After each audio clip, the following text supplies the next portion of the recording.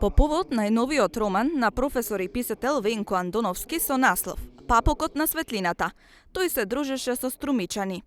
Не само што на секој можен начин ја објасни смислата на пишувањето, грешното разбирање, љубовта и осознавањето на суетата, злобата и свесноста, професорот и писател Венко Андоновски успеа сите да ги стави во мисли за секој збор, мисла и дела во сопствениот живот. Ние секогаш ги напаѓаме, а тоа ѓаволот ги напаѓа преку нас, ние сме облека тогаш негова, најдобрите. Не знам дали сте забележале, најдобрите примероци се најмногу на удар. Највисоките дрва први ги сечат, така? Сега, од секојаш сум велел дека човековите души и кошулите многу си сличат едни на други. На бела кошула, како и на чиста душа, едва и чекаме да видиме една мала дамка. Затоа што и најмалата дамка на бела кошула изгледа ужасно. А на Валканите? Ништо не се прави. И фрлајте колку сакате. Се нови и нови дамки нема, тоа се останува Валкано. Мислам дека и во нашата политика, и во нашиот јавен живот, се чека падот на белите.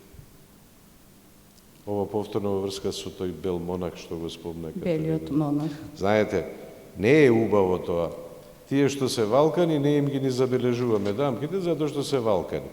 А сега, упорно се оди да се извалка некој бел човек, некоја бела душа, и никако не сваќаме дека со падот на големиот нема да станеме поголеми.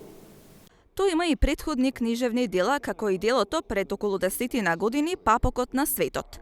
Но тој сепак тврди дека во уметноста и во сите духовни активности не мора да се биде редовен, не мора да значи дека писателот треба да создава секоја година нови дела, затоа што човековата душа знае кога точно да ја покаже чистината.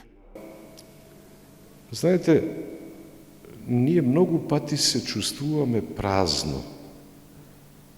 Има такви моменти во нашиот живот и чести се, испразнети од се. И паѓаме во некој вид очајание. Ми пропаднало ова, ми пропаднало она и така на празен сум, нели? Празнината е најисполнетото нешто. Затоа што секоја празнина се исполнува со копнеж. Секогаш кога сум пишувал роман, кога сум почнувал да пишувам, сум се чувствувал празен. Копнежот ги напиша моите романи. Толку од мојот одговор за Катарина. Романот "Папокот на светлината", инаку ја доби и меѓународната Толстоева награда "Јасна полјана" во Москва, Русија.